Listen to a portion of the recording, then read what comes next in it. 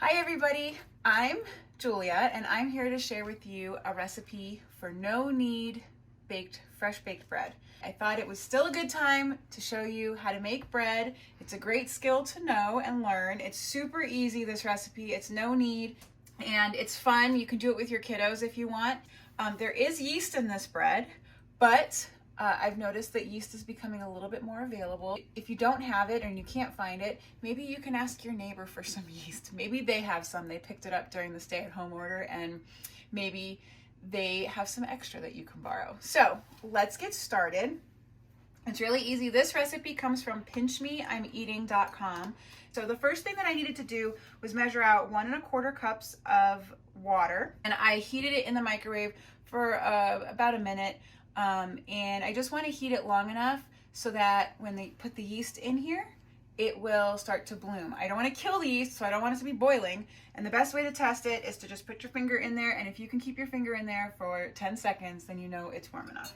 I'm going to pour it in the big bowl. And for this recipe, we only need 1/2 teaspoon of instant yeast. And the reason that we only need 1/2 is because we're going to let this rise for a long time. So it's going to do a slow rise. And then I like to add a little bit of sugar. This is not in the original recipe, but I like to add about 1 teaspoon of sugar just to help the yeast kind of mix and bloom. We just let this sit here for a minute or so, a couple minutes, and it will start to get a little bubbly on top, and that's when you know we're ready to rock and roll.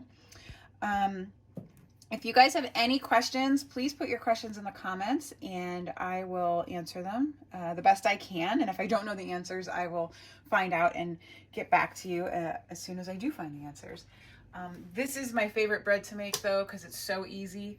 You can make it in the morning and let it go until the evening. You can make it in the evening and let it go till morning and bake it. So it's pretty simple. A couple extra things you want to make sure you have on hand. You should have parchment paper.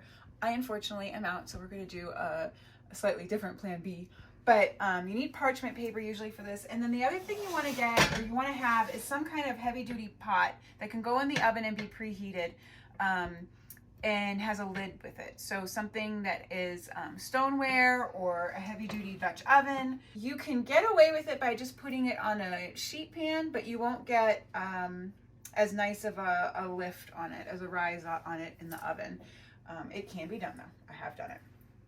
Okay, so we're gonna go ahead and keep on moving. This is getting to the point where the yeast is kind of melting and it's getting a little bubbly. You can make it more bubbly if you let it sit a little longer, but with this recipe, the nice thing is you don't have to let it sit too long. So to the water, we are going to add 3 cups of all-purpose flour. You can use bread flour if you have it. The difference between the bread flour and the all-purpose flour, you're just going to get a slightly different texture, and it's not going to rise the same. But I have done this recipe with both, and I have done it with half and half bread flour, half all-purpose flour. Tonight I'm using all-purpose flour because that's what I have. So we have 3 cups of flour in there. We are going to add 1 teaspoon of salt. You can use kosher salt, or if you have just regular iodized salt, that works too. And then the other thing we're going to add is 1/4 cup of olive oil. This adds nice flavor to the bread. You can stop here and just mix it if you want. The other thing that you can do is you can add some herbs. Now in the original recipe, she adds fresh herbs like rosemary and thyme.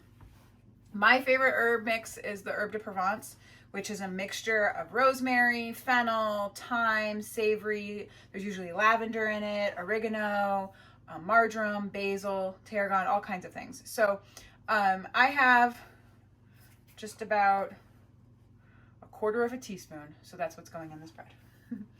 You can add up to, I'd say up to a tablespoon if you want of herbs. You just mix it right in there. And that's all of our ingredients. That's it. Just the water, the yeast, the sugar, salt, herbs if you want, olive oil, and flour. And then just take your spoon, a wooden spoon, or if you're cooking with your kids, let them get in there. Just wash their hands and let them get in there. And again, if you guys have any questions, please put them in the comments below and I will answer them to the best of my ability. Okay, so it's going to be wet.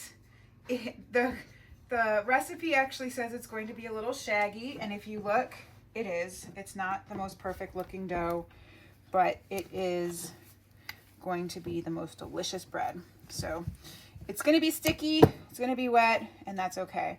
So what you'll do now at this point is just let it sit in the bowl. Cover it. If your bowl has a lid, great. If not, just cover it with a towel, saran wrap and then towel, and just keep it in a dry, warm place, and let it rise for 6 to 18 hours, which seems like a really enormous time span, but the reason that we didn't use a lot of yeast is because we were going to let it sit for a long time and we're not kneading it. So you just let it sit for up to 18 hours. I've let it go for 18 hours, but I made one earlier and it's been sitting for 12 hours and this is what it looks like.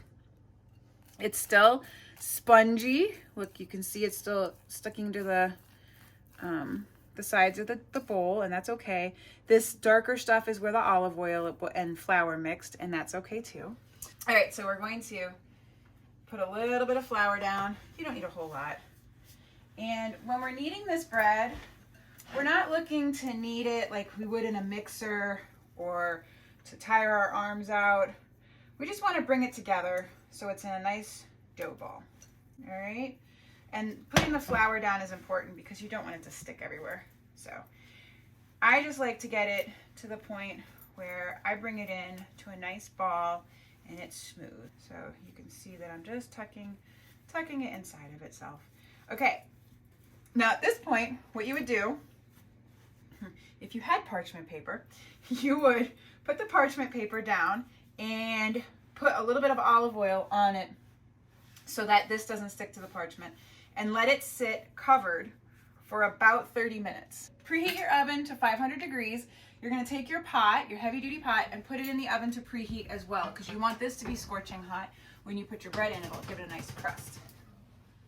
So this goes in, it preheats for 30 minutes. We really wanna get a nice hot temperature in there. This is our dough ball. He's really cute. And we're just gonna let him sit on the counter. You can cover it with a cloth so it doesn't get dried out for about 30 minutes.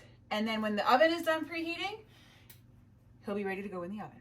Okay, everybody, so it's been 30 minutes and it's time to put our dough into the oven.